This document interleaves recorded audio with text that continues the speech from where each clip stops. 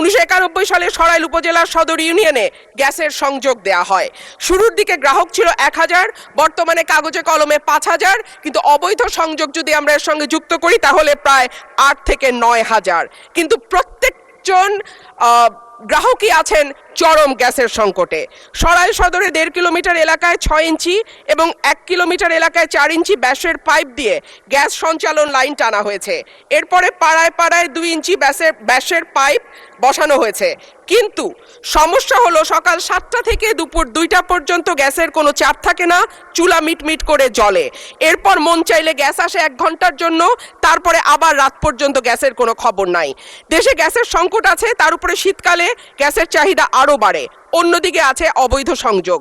Bakhrabad gas transmission and distribution system limited Brahmanbaria কার্যালয় থেকে জানানো হয়েছে, লোকবলের অভাব সহ নানা সংকটে তাদের তদারক করা পুরোপুরি সম্ভব হচ্ছে না।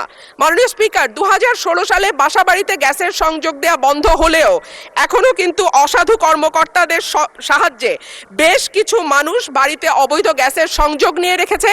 সরকার রাজস্ব বঞ্চিত হচ্ছে এবং যাদের বাড়িতে সত্যিকারের লাইন আছে তারাও গ্যাস পাচ্ছে না।